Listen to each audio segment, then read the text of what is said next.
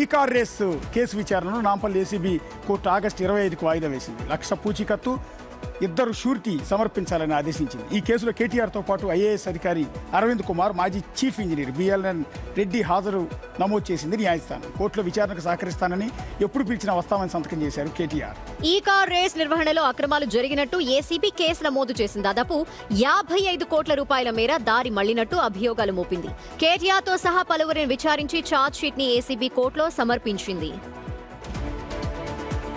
ఈ కేసుని ప్రొలాంగ్ చేస్తూ పబ్లిక్ లో ప్రభుత్వానికి వ్యతిరేకంగా ఎప్పుడైతే ప్రజలలో వస్తుందో ఒక కేసును తీసుకురావాలని చెప్పేసి ఆ రోజు ఫార్ములా ఈ కేసే కాకుండా తర్వాత కాళేశ్వరం దాంట్లో మరి వాళ్ళని తీసుకొచ్చి సుప్రీంకోర్టు జడ్జి కమిషన్ వేశారు. ఆ కమిషన్ రిపోర్టు కూడా హైకోర్టు పక్కకు పెట్టింది. ఈ కేటీఆర్ గారి ఏసీబీ కేసులో కూడా హైకోర్టు ఇంటీరియం డైరెక్షన్ ఇచ్చింది. At this time should not take any constitutional steps against the petitioner అని చెప్పింది. ఎందుకు అంటే వీళ్ళు వేసినటువంటి కేసులో వీళ్ళు ఏసీబీ అనేది అప్లికబుల్ కాదు అని చెప్పి ఆ రోజు మేము హైకోర్టులో ఆర్గ్యుమెంట్ చెప్పడం జరిగింది. అది నమ్మినందుకే హైకోర్టులో మరి ఇంటీరియం డైరెక్షన్ రావడం జరిగింది. ఎస్ సార్, కోర్టు దగ్గరే మా కొలీగ్ మహేందర్ ఉన్నారు. మహేందర్, కేటీఆర్ ఉన్నారా, వెళ్ళిపోయారా, ఏమన్నా మీడియాతో మాట్లాడారా?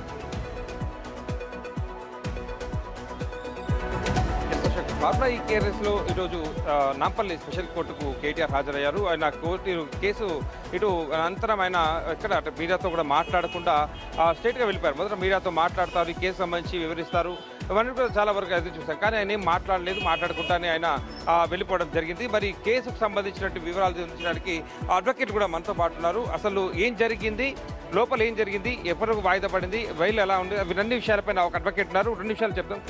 అసలు చెప్పండి, ఎంతమంది ఈరోజు హాజరయ్యారు, మొత్తం వల్ల ఉన్నది నిందితులు ఎంతమంది హాజరయ్యారు, ఎప్పటికి వాయిదా పడింది, ఎంత బెయిల్కి ఎంత పూచుతారు? ఈరోజైతే ఆ ఛార్జ్ షీట్ ఏసీబీ వారు ఫైల్ చేశారు. దాన్ని ఆల్రెడీ రిసీవ్ చేసుకోవడం జరిగింది. 1,00,000 రూపాయలు బాండ్ మీద ఈరోజు కేసీఆర్ గారికి మరొకసారి షూరిటీ ఇవ్వడం జరిగింది. అంతేగాక ఆయన ఈ రోజున జరిగిన ఛార్జ్ షీట్ మొత్తం కూడా సబ్మిట్ చేసింది మరి ఆయన రిసీవ్ చేసుకోవడం జరిగింది. నెక్స్ట్ డేటు 25వ తారీఖు మళ్ళీ నెక్స్ట్ ఆగస్టున ఉంటుంది. ఇది ముఖ్యంగా యాక్చువల్గా క్విట్ ప్రో అనేసి యూకేలో ఉన్న కంపెనీ, ఏదైతే ఉందో ఈ ఫార్ములా కంపెనీ, ఇది క్విట్ ప్రో అన్నారు కానీ ఎటువంటిది అటు జరగలేదు. ఎందుకంటే వారికి ఇంకా సమన్స్ వెళ్ళే వాళ్ళకి అందిన తర్వాత సమన్స్ నెక్స్ట్ డేట్లో వాళ్ళకి ప్రజెంట్ ఉంటుంది. సమన్స్ పంపించారా, పంపలేదా, పంపితే అందలేదా? సమన్స్ అనేవి ఇంకా వెళ్ళినాయి కానీ ఇప్పటి వరకు వాళ్ళకి ఇంకా అందలేదు అవి. కాబట్టి నెక్స్ట్ డేట్ లోపల వాళ్ళు అందుకుంటే వాళ్ళని కూడా కోర్టుకి హాజరు కమ్మని అడుగుతున్నారు. సో నెక్స్ట్ డేట్కి మనకి తెలుస్తుంది. దాన్ని బట్టి మనం దానికి కౌంటర్ చేస్తాం. ఈ రోజున మాత్రం బీఆర్ఎస్ లీగల్ సెల్ అర్థమైంది. సో రెగ్యులర్ ప్రొసీజర్లో భాగంగా ఆయన అటెండెన్స్ వచ్చారు, సంతకం పెట్టారు.